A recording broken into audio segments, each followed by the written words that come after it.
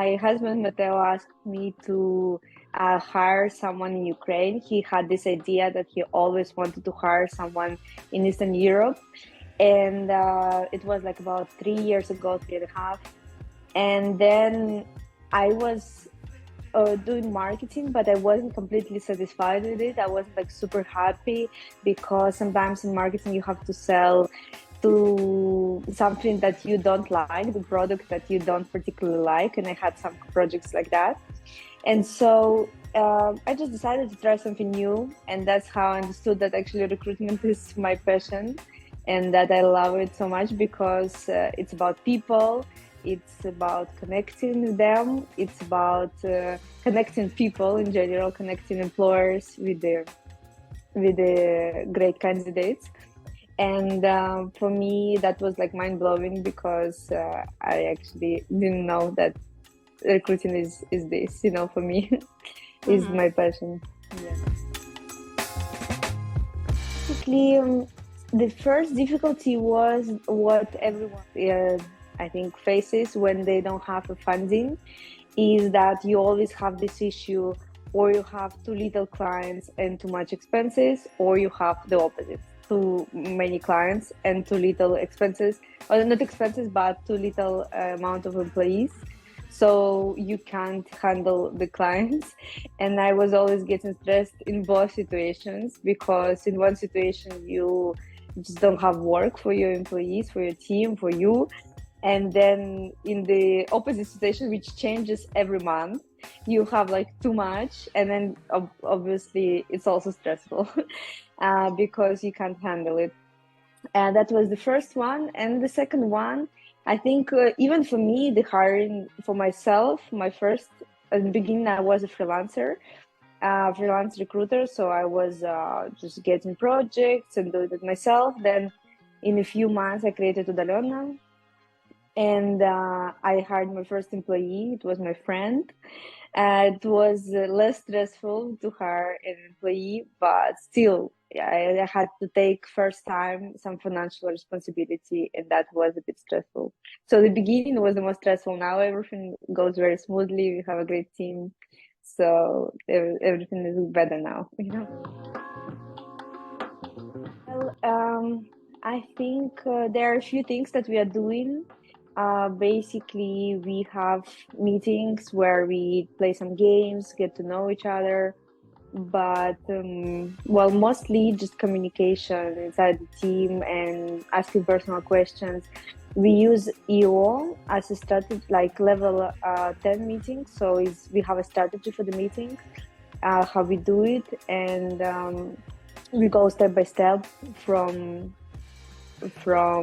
getting to know like what happened in the past week to checking our rocks, checking our scorecards and so on. So it's like highly organized, I would say. Our onboarding meeting, yeah. No, it's not difficult. What we agreed, because we had some difficulties in the beginning to work together, but we are not business partners.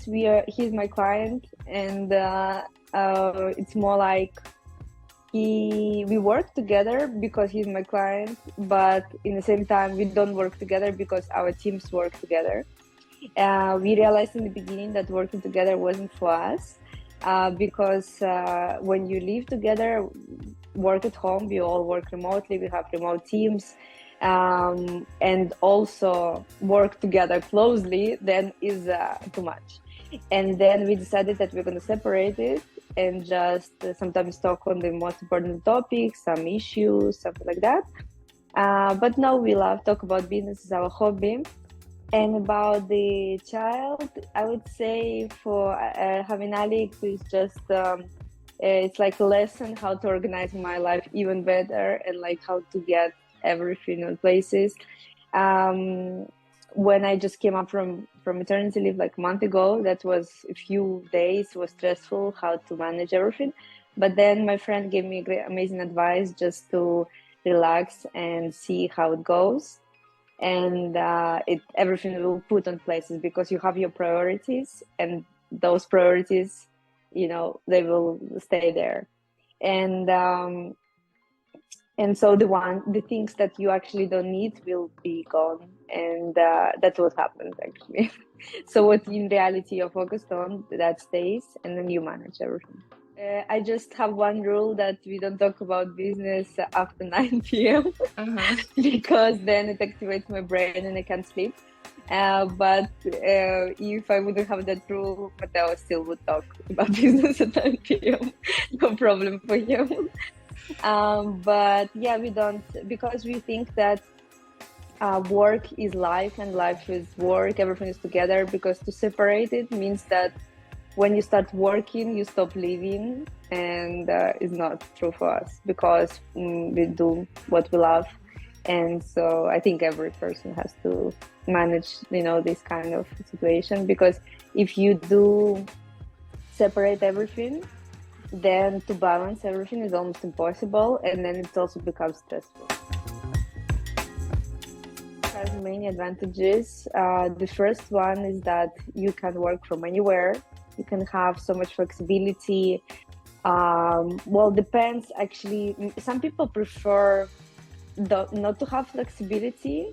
For example, I don't like to work any hours. I usually start anytime. So some people start, for example, sometimes in the evening, and sometimes work at night, sometimes work during the day, and then they'll have a break. I prefer to have a routine, but a flexible routine. So for example, I start to work around 9, 10, sometimes 8, and then I have a routine for the whole day. What else? I would say that is the biggest one. The second one, of course, that you can also hire remotely, and your employees can go any places. They don't have to leave you when they move to other countries. And yeah, that's the biggest one. It's a lot of flexibility. And also since we are remote recruitment agency, because the service is remote recruitment, there's also no point to have offline team, because we do remote, so that's what we like. It's true. So yeah, as you said, the communication, also the biggest difference is that actually you have more flexibility where you hire. For example, if you need someone, let's say you have an office here and you have a marketing agency and you're working with clients all over the world. The truth is you don't really need to have employees locally. So if you want, yes, sure. It's just there are many disadvantages of it. But also I actually think that there are many people who can't work remotely. There are some people who say everyone should work remotely, everyone have this specific, everyone can do it. I don't think so. So that's why we also test our candidates if they can actually, because they say they want to do it, but maybe they don't really want to do it because they never did it before. So there are some situations when people think that they want the flexibility of remote work, but they are not capable to work flexibly. They're not capable not to have anyone on top of them, saying what to do, when you do what, follow the process, and so all that. And that's what we also checking. And I think there are challenges of remote work, but for me personally, there are more advantages because also that you can just communicate with people around the whole world, the same both with clients and with candidates we interview.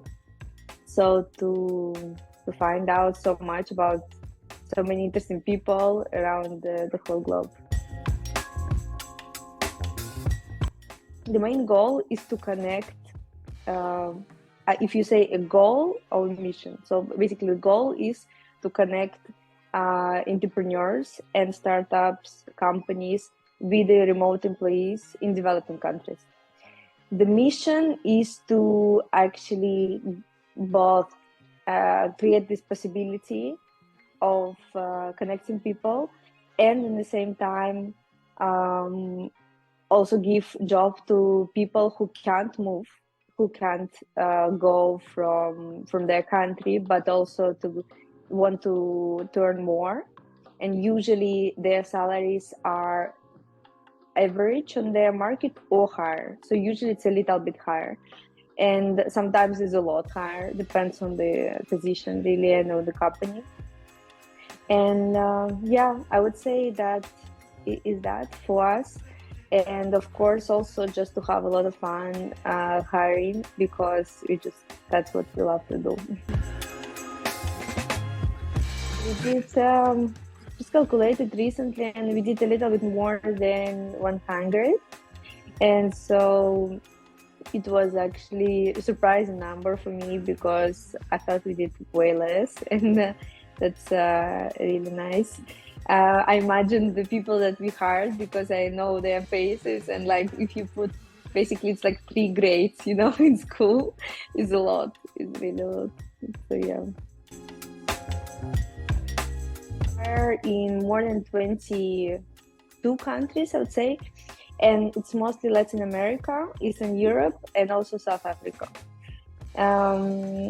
We are just expanding, so at some point we are going to hire in more and more countries. Now we also recently hired in Bali, in Indonesia, and for us it's actually not that important where to hire.